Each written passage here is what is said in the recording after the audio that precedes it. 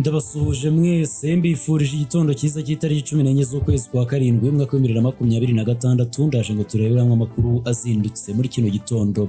Perezida wa Repubulika y'u Rwanda Paul Kagame ari Doha muri Qatar, aho yagiye kwifatanya n'ubuyobozi n'abaturage b'iki gihugu mu gusezera kuri Sheikh Hamad bin Khalifa Al Thani, wabaye umuyobozi w'ikirenga wa Qatar kuva mu 1995 kugeza muri 2013.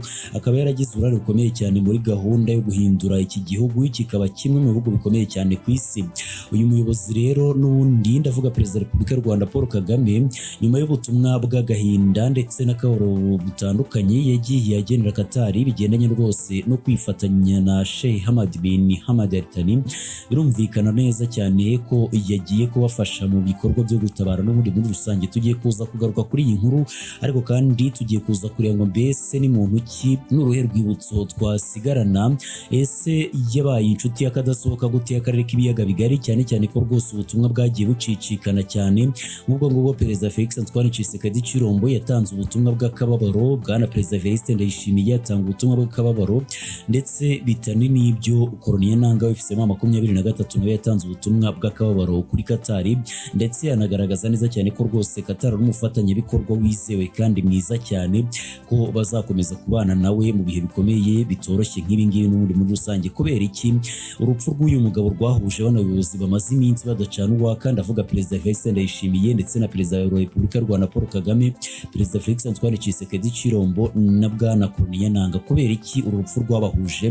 Ni uruhe rwibutso uyu muntu Sheikh Hamad wagize Qatar igihangange ku rwego rukomeye cyane umuntu ashobora kumufatiraho? Tugiye kuza kugenda tubikomozaho turebe uko byitwaye.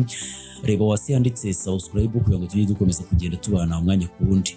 Sheikh Hamad yitabye Imana ku itariki ya 12 Nyakanga mwaka 2026, asigaye inyuma amateka yo guhindura Qatar mu buryo bukomeye, ayivana ku rwego rw'igihugu gito cyane mu kigobe ayigira igihugu gifite ijambo rikomeye cyane mu bukungu hirya no hino mu isi n'ubundi muri rusange.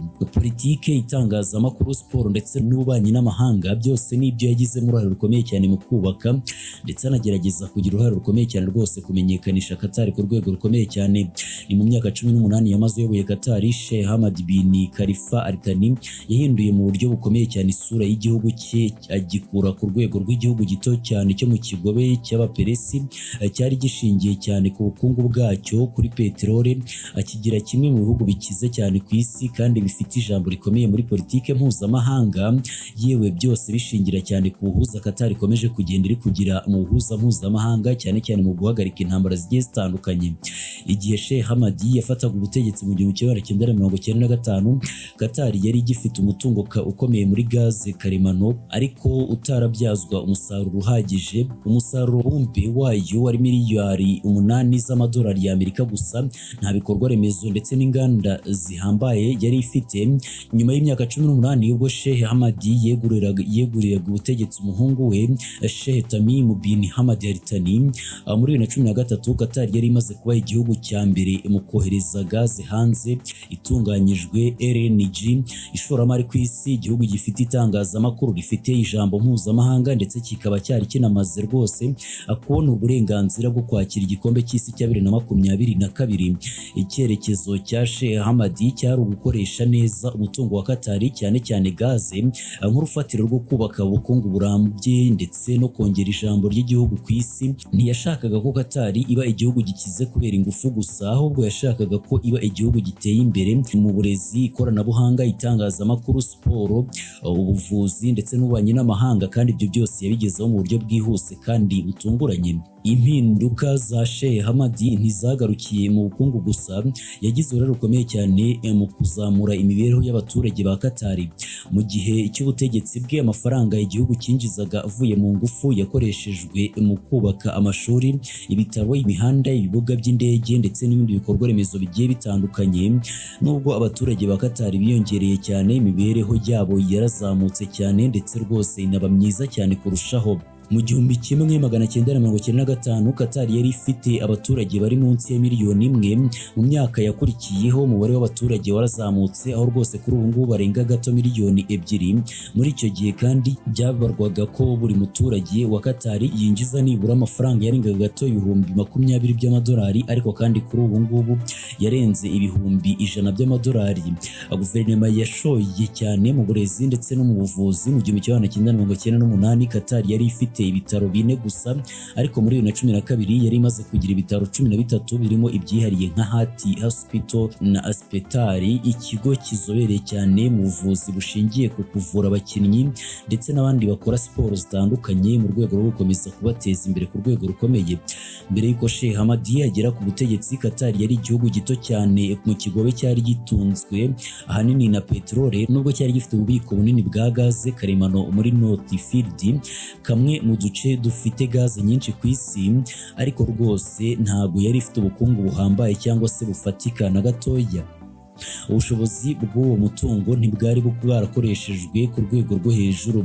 Ikibazo gikomeye Qatar yari ifite ni uko yari ifite umutungo ariko kandi idafite uburyo bwo kuwubyaza umusaruro ku buryo wagira impinduka nini mu bukungu ndetse no ku ruhando mpuzamahanga. Sheikh Hamadi yahise ashyira imbere gahunda yo guteza imbere urwego rwa gaze, ashyiraho imishinga minini cyane yo kuyitunganya ndetse no kuyohereza hanze. Icyo cyemezo nicyo cyabaye intandaro y'impinduka zikomeye cyane Qatar yanyuzemo muri ibyo bihe byose yamaze ku butegetsi. Qatar yohereje bwa mbere gaze itunganyije NLG mu mahanga mu 1996, ni mu gihe kitageze ku myaka 15 yari imaze kuba igihugu cya mbere ku isi mu kohereza LNG hanze.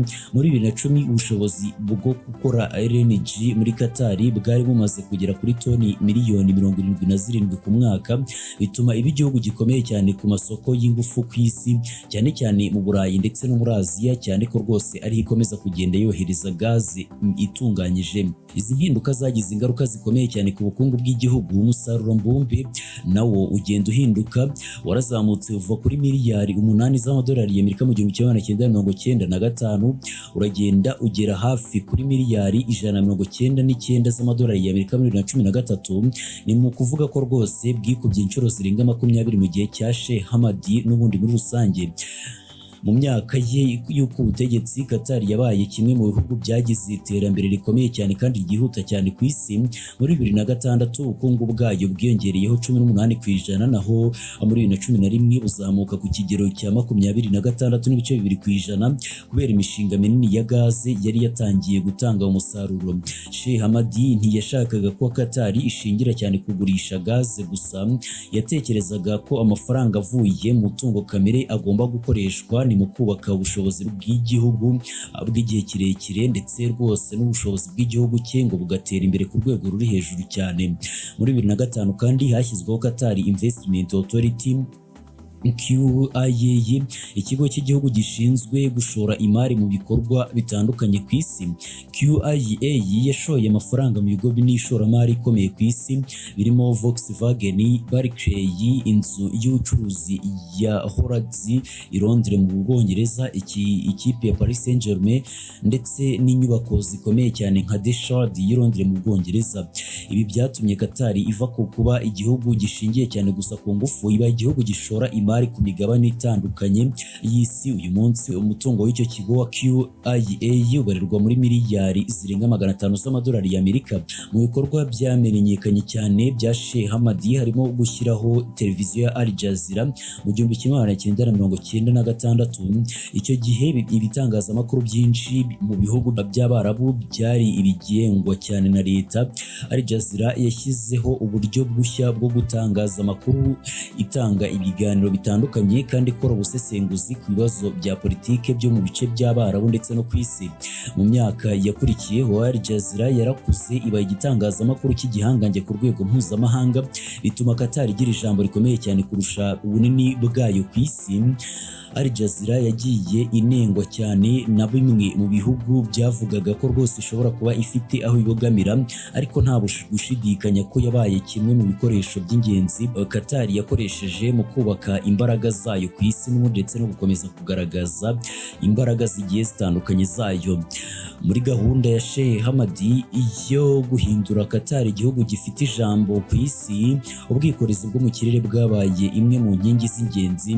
Igihe yatangiraga kuyobora Qatar Airways yari sosiyete nto yashinzwe mu 1993, ikaba yari ifite indege nke cyane kandi ikorera ingendo nke cyane zigiye zitandukanye hirya no hino. Mu myaka yakurikiyeho guverinoma yashoye imari nini cyane mu kuyihindura sosiyete mpuzamahanga. Kuri ubu ngubu rwose nta hantu na hamwe Qatar Airways itari. Uyu munsi Qatar Airways ni imwe muri sosiyete z'indege zikomeye cyane ku isi, ifite indege zirenga 200 kandi ikorera ingendo mu mijyi irenga 170 ku migabane itandukanye y'isi. Ikorera ku kibuga cy'indege cya Hamad International Airport i Doha, cyahindutse rimwe mu mahuriro akomeye cyane y'ingendo hagati ya Aziya, Afurika, Uburayi ndetse na Amerika. Qatar Airways kandi yagiye ihabwa ibihembo byinshi cyane ku rwego mpuzamahanga, birimo gutorwa nk'imwe muri sosiyete z'indege nziza ku isi. Iyi sosiyete yanabaye igikoresho gikomeye cyane mu kumenyekanisha Qatar, kuko yahinduye Doha ahantu h'ingenzi mu bucuruzi, ubukerarugendo ndetse n'abashoramari bagiye batandukanye mpuzamahanga. Sheikh Hamadi yizeraga ko rwose ngo ejo hazaza h'igihugu hatagomba kuhashingira kuri gaze gusa, ahubwo ko hagomba no kubakwa ubumenyi butandukanye n'ubushobozi bw'abaturage bakaba nabwo bakwibeshaho. Mu 1995 hashinzwe Qatar Foundation for Education, Science and Community Development, umuryango wagize uruhare rukomeye cyane mu guteza imbere amashuri, ubushakashatsi ndetse n'ikoranabuhanga ritandukanye.